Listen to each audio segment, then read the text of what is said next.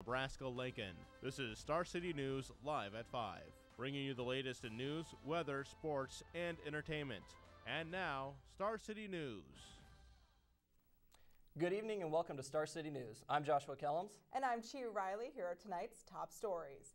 NET News hosted the final Carrie Fisher debate at their Lincoln studio last night. Star City's Johnny Adcox is live in the newsroom with more. The two Senate candidates debated many issues, including agriculture and cutting spending. Cut spending then. I don't know if you'll cut spending if you go back to the United States Senate. It simply isn't true to say that I haven't supported spending cuts because I've done plenty of it in the past. Kerry's idea to amend the Constitution became one of the most heated topics of the night and turned the focus to campaign finances. What it says is that Congress must organize itself in a nonpartisan fashion. It says that you can have no more than 12 years of consecutive service.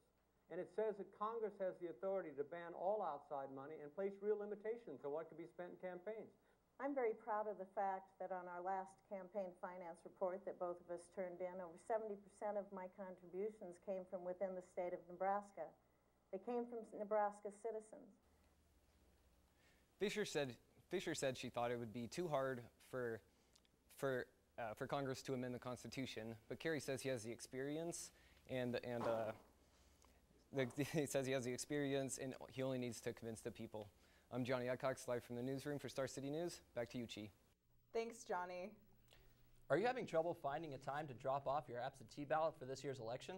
The Lancaster County Election Office is making voting more convenient this election season as they unveil a 24-hour drop box for early and absentee ballots. The box is outside the election offices at 601 North 46th Street and will be available 24 hours a day for people to drop off not only ballots, but also voter registration and juror qualification forms.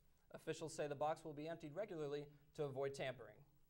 And while we're gearing up to hit the polls, the presidential candidates are warming up for the national debate. The stage is being set at the University of Denver in Colorado, and the candidates are preparing in many ways. The President Obama is delivering pizza to describe the pathway forward for America that we would choose. And the American people are going to have to make their choice as to what kind of America they want. While Governor Mitt Romney is sticking with business, they will debate public policy and we wanted to know if you had the opportunity to talk with the candidates, what question you would ask. American status quo as of right now. Would you form any new immigration policies if elected? And what your stance is on public education. Sounds like there's a variety of concerns with the students. The presidential debate airs tomorrow night, 9 p.m. Eastern Time on all major news outlets. Nebraska Governor Dave Heineman has submitted a state health care option he's calling the Nebraska option. The submission fulfills a nationwide commitment to submit a health care plan by October 1st.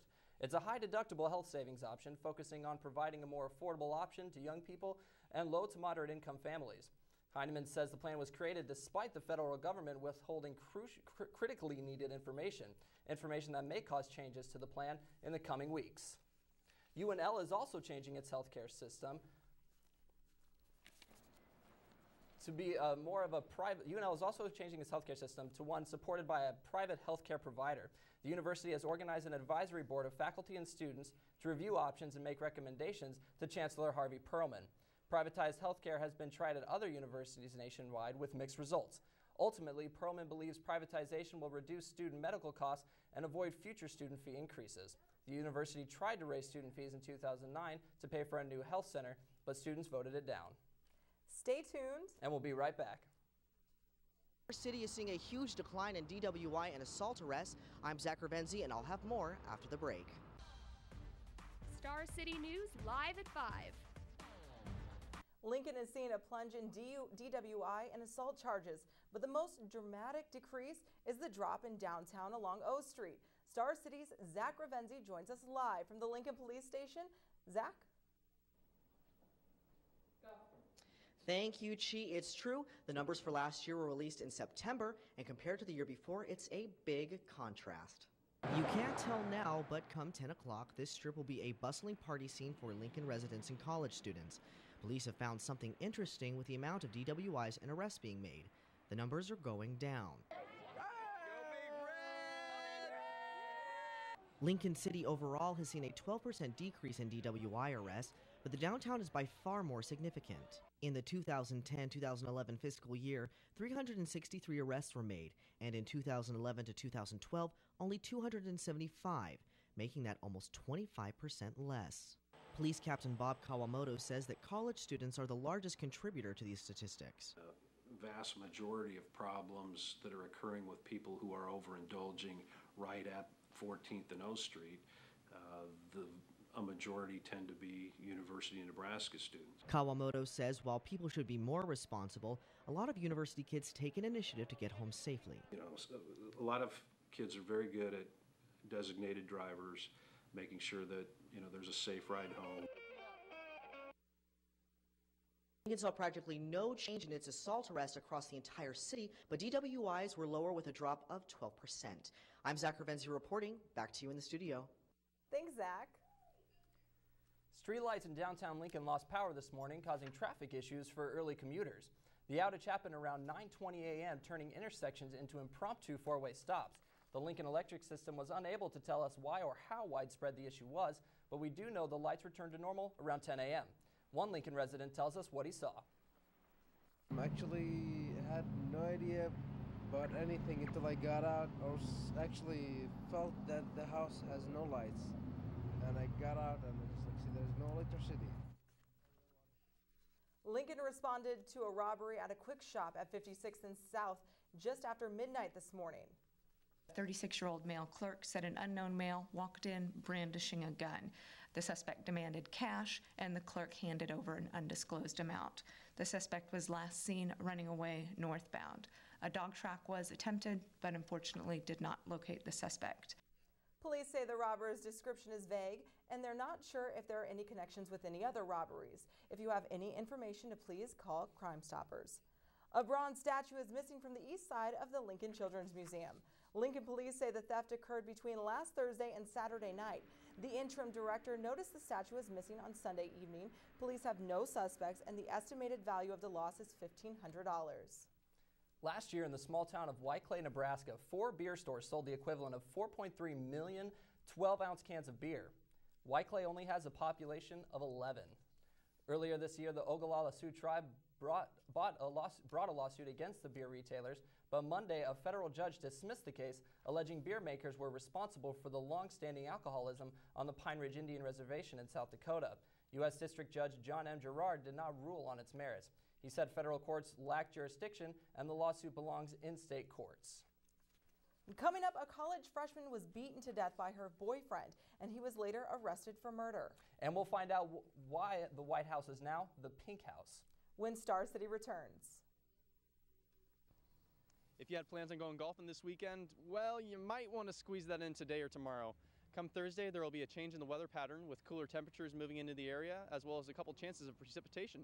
I'm meteorologist Taylor Knust with Star City News. Jason Taylor will have all the details coming up next. Now, if you'll excuse me, I'm going to go ahead and squeeze in a round of golf. A New York college student was found dead in her dorm early Saturday morning. 18-year-old freshman Alexa Kogut allegedly was beaten by her boyfriend, 21-year-old college hockey player Clayton Whittemore. He was arrested hours after the body was discovered. Whittemore had pled not guilty to second-degree murder charges. Nebraska is hiring heroes, according to Governor Dave Heineman and the State Department of Labor.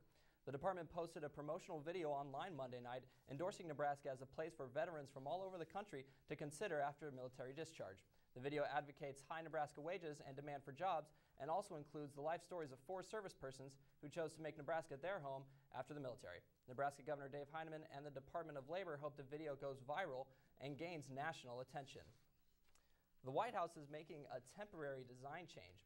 The president's home is being lit up in pink to spotlight cancer research in honor of National Breast Cancer Awareness Month this October. The president is encouraging Americans to join in activities dedicated to raising cancer awareness. So that's kind of cool, a pink house. Yeah, I'm kind of speechless, to be honest. I would love to live in a pink house. I'm just saying. Now let's check in with Jason for today's weather. Now for Star City weather with meteorologist Jason Taylor.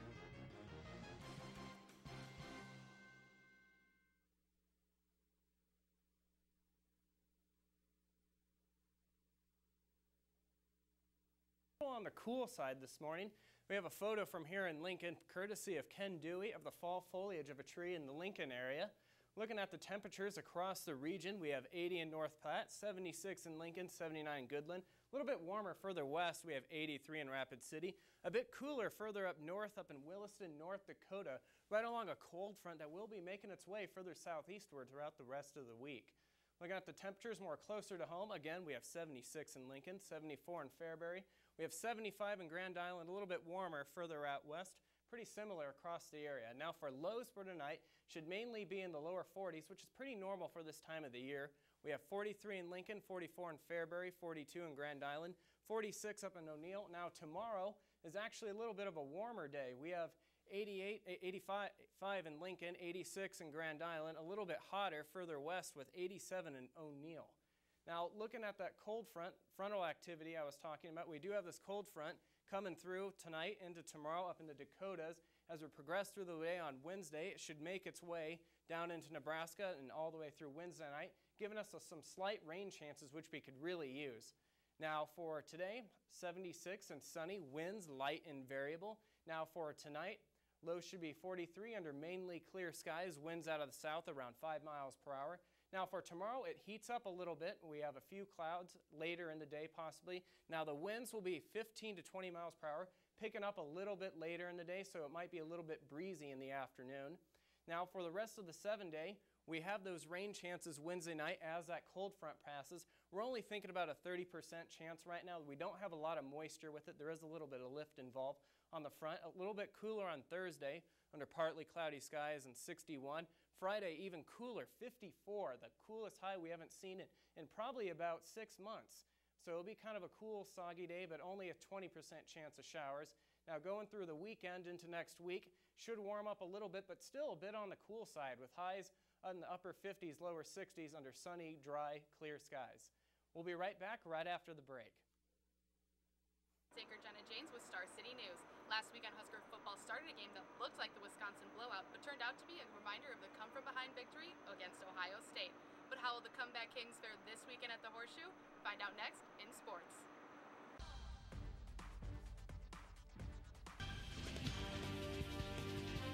And now, time for Star City Sports. Welcome back. I'm Jenna James with today's look at sports. In the hunt to be number 1, Nebraska volleyball moved up 2 spots this week in the NCAA rankings to 4th after defeating Michigan 3 sets to 1. Morgan Broekhuis led Nebraska's offense with 16 kills on 38 swings. The team hits the road this weekend to face Purdue on Friday and Indiana on Saturday. After what sports fans are calling the biggest blown call in the history of the NFL last week, the real refs are back. Before last night's Monday Night Football game started, the refs thanked fans with a giant banner reading, "Thank you, fans. We are all so glad to be back. The real refs." With a few close calls, the real refs took on the Bears-Cowboys game. Check out this amazing catch by the Bears' own Kellen Davis, jumping over Cowboys' Morris Claiborne, juggling the ball, and finally coming up with it.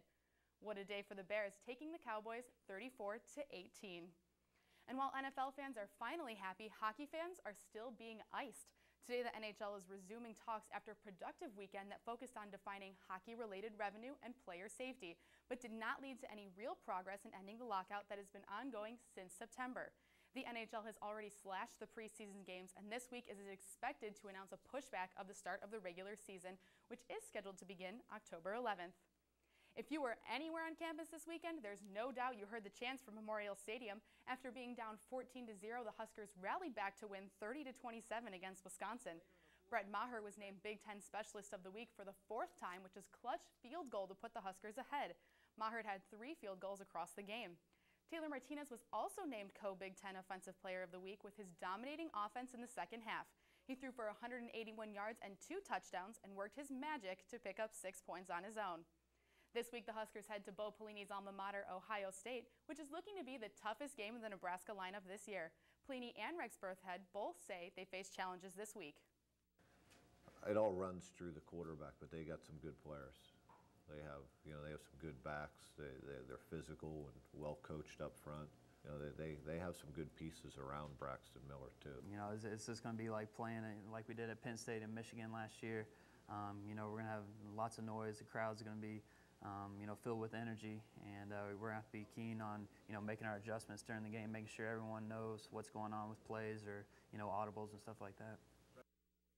Some say it's the end of an era at the University of Nebraska-Lincoln. Legend Tom Osborne has announced he will step down as athletic director.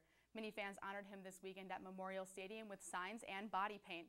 Osborne led UNL to 3 national titles in football in the 1990s. He will officially step down January 1st, and there's no replacement as of now. But the real hero of homecoming game was 6-year-old Jack Hoffman leading the team through the tunnel walk. The brave first grader has been battling brain cancer with team leader Rex Burkhead by his side. This weekend, UNL honored the duo and their families at the Husker game. If you'd like to be a hero and help with Team Jack, visit teamjackcuresearch.org. And speaking of heroism, the Red Cross is looking for nominations for heroes to be honored at the Nebraska-Iowa game. Candidates must be at least 18 and live in Iowa or Nebraska. Nominations will be accepted now through October 21st, and the forms can be found at local Hy-Vee stores. That's today's Dose of Sports. For Star City News, I'm Jenna Janes. Back to you guys. Thanks, Jenna.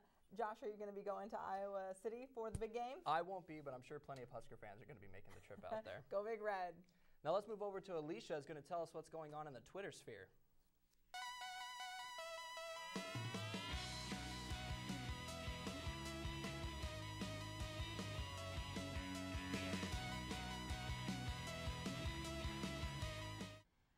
Sometimes when you don't listen to the signs, there are consequences. In this case, some paparazzi independent consultants pranked some German clientele who were searching for beds. A sign on the bed clearly stated for people not to sit. Despite the warnings, people sat on the bed and got soaked. Would you drive a car worth more than $1 million into a lake?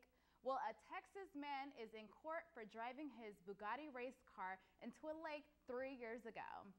Andy House, the driver, claims he is innocent and was distracted by a pelican. However, the Philadelphia Indemnity Insurance Company now says House committed fraud because video evidence proves there was no pelican in the area. There is a new Android phone application that can photograph the thief who steals your phone. That's right, you heard it. It's called the Kaspersky's mobile security app that will not only locate your phone, but will send you images of your phone surroundings. These photos are secretly taken and seen through the app's web-based control or can be emailed directly to you. With today being the second day of Breast Cancer Awareness Month, Obama had tweeted some facts on what the Obamacare did for America. The tweet stated 47 million women with private insurance can get mammograms with no copay. 40 million women saw lifetime caps on their care lifted, and Medicare provided 6 million free mammograms last year. In 2014, breast cancer survivors will no longer be denied coverage or charged more because of a pre-existing condition. Mitt Romney had no comment. For every message shared, generous donors have pledged to give the Lance Armstrong Foundation $1 towards programs and services that directly support people fighting cancer. So far, over 100,000 messages have been shared worldwide. If you would like to join the cause, go to livestrongday.org and share your message. This is Alicia Tassom with social media reporting for Star City News. Back to you, Josh and Chania. Thanks, Alicia. You can actually follow us on Twitter at Star City News UNL. And when we come back, R.C. Hansen will have your entertainment fix. Stay tuned for more Star City News.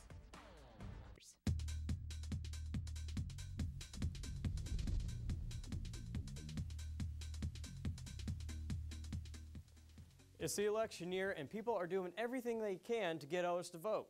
This year's focus is on young people, and celebrities are getting on the action. Backed by the campaign Vote for Stuff, movie and TV stars are encouraging people to get involved in the election.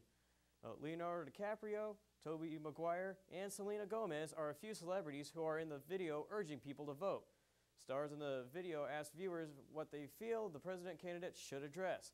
A few jokes are made during the video, but the celebrities ask people to vote in the upcoming election. Everyone has the right to privacy, but when people are celebrities and in public places like a bar, it's hard to stay private. photographers caught Jason Aldean and former American Idol contestant Brittany Kerr kissing. Aldean says the incident was a drunken mistake, but Kerr told TMZ she did not know Aldean was married and cited lack of judgment. Both issued apologies to their family and friends. The show is running strong going into week 2 as Dancing with the Stars contestants stepped it up. Former Disney star Sabrina Bryan stole the show with Louis Van Amstel. Bryan now sits on top of the leaderboard with her 60s-style quick step to Black Betty. Bristol Palin was not so lucky. Palin sits at the bottom of the leaderboard and could face elimination on tonight's show. She danced a redneck woman, but the judges were not impressed. Former Alaska Governor Sarah Palin was in attendance for the second week in a row. Some people have Bieber fever, but Justin Bieber caught his own fever on stage over the weekend while starting a nationwide tour in Glendale, Arizona. Bieber got sick twice on stage but kept singing after going backstage for treatment. His fan kept singing songs even when he was off stage. Bieber later apologized and said he planned on getting better soon. His latest show was Sunday in Las Vegas, where he performed on schedule. That's what's trending in entertainment. I'm R.C. Hansen for Star City News. Back to you, Chi and Josh. Thanks, R.C. A farmer from central Nebraska is getting some unexpected but welcome help while he's being treated for lung cancer. Dozens of Bernard Cuba's neighbors turned up to finish his fall harvest while he spent a week in Omaha getting radiation treatment. He says he is grateful for the help of his community. You know, that's really cool how they all just kind of rallied together and helped the farmer out. Yeah, it shows it's a really nice community they have there. Definitely. That's wonderful. Well, that's all we have for tonight. I'm Chi Riley. And I'm Joshua Kellens. Have a good evening, Lincoln.